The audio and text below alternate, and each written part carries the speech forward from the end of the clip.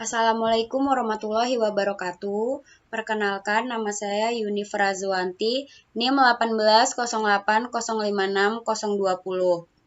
Di bab 4 kali ini, yaitu mengenai penerapan fungsi nonlinier dalam bidang ekonomi. Untuk kali ini, saya akan membahas tentang bab 4, materi 4.6, yaitu fungsi produksi. Di PPT saya kali ini, saya akan membahas yang pertama itu materi, dan yang kedua itu contoh soal, yang ketiga itu penyelesaian contoh soal, yang keempat itu latihan soal. Kita langsung lanjut saja. Untuk yang pertama itu pengertian fungsi produksi. Fungsi produksi didefinisikan sebagai fungsi yang menjelaskan hubungan antara besaran output dengan tingkat penggunaan input dalam proses produksi. Bentuk fungsi produk total atau total product yang disimbolkan dengan P besar yang non-linier pada umumnya berupa sebuah persamaan kubik yang mempunyai titik belok dan sebuah titik puncak. Produk total atau total product yang disimbolkan dengan P besar merupakan fungsi dari sebuah masukan, input, atau faktor produksi yang digunakan. Produk total atau yang disimbolkan dengan P besar mempunyai rumus yaitu P sama dengan Fx.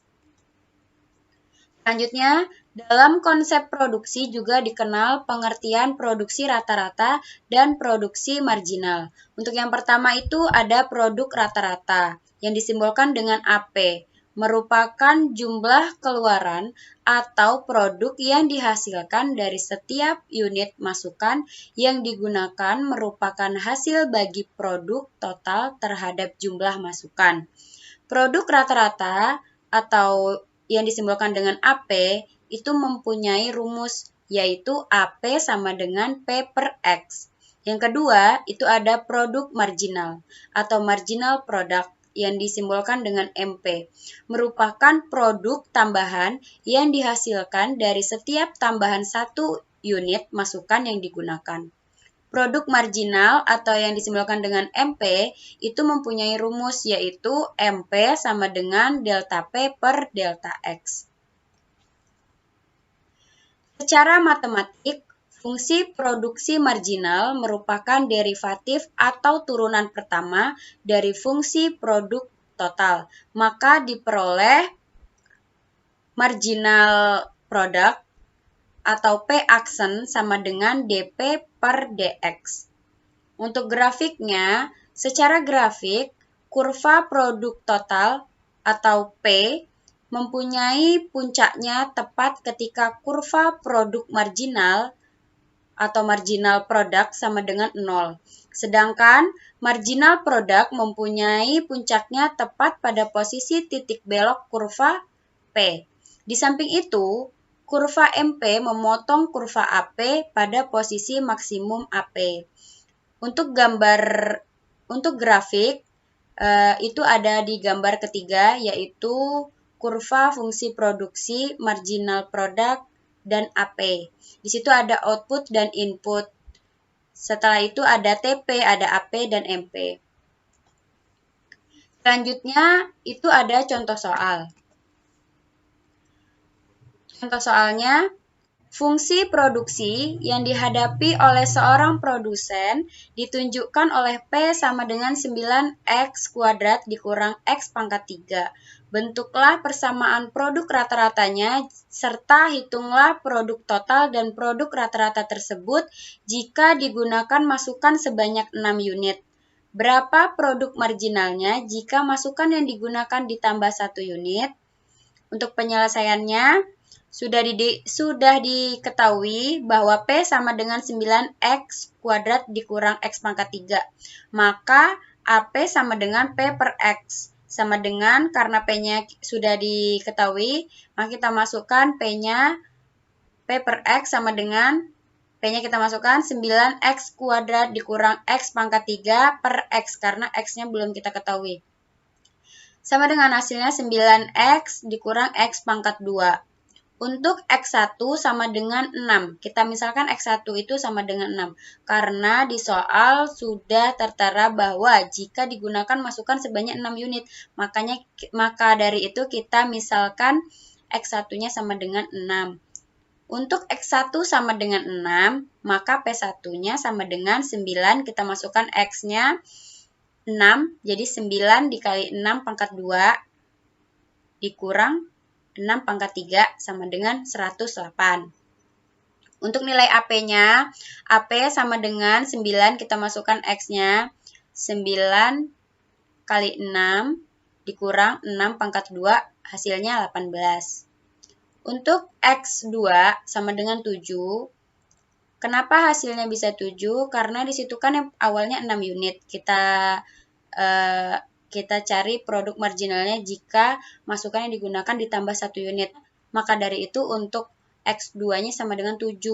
Untuk X2 sama dengan 7, maka P2-nya sama dengan 9 dikali X-nya berapa? Tadi kan kita misalkan X2 itu sama dengan 7. Jadi 9 kali 7, 7 pangkat 2, sama dengan dikurang 7 pangkat 3, hasilnya 98.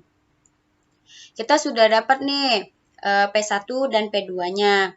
Terus kita sudah tahu juga, kita misalkan juga X1 dan X2-nya. Kita langsung cari produk marginalnya. Rumus produk marginal atau marginal product tadi itu kan rumusnya MP sama dengan delta P per delta X.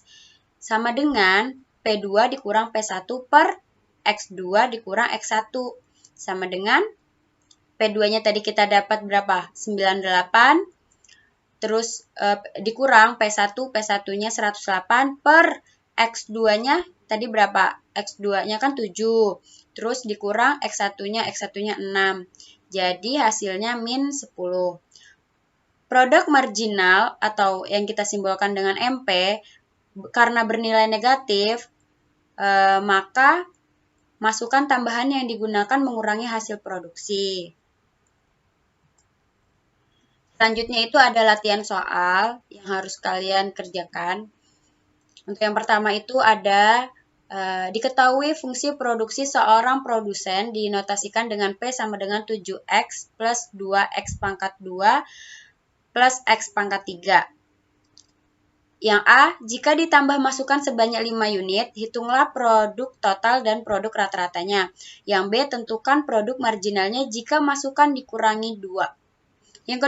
Soal yang kedua itu dalam sebuah pabrik diketahui produk rata-ratanya sebanyak 37.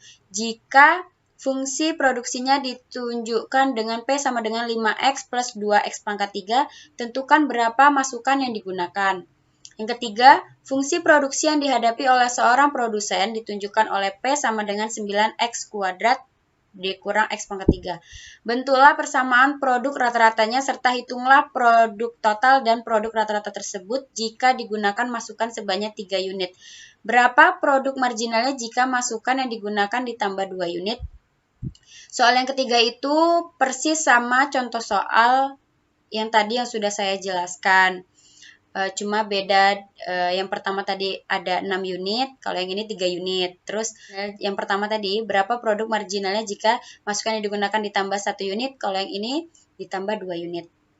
Mungkin kalian bisa menggunakan cara yang sama seperti contoh yang sudah saya jelaskan.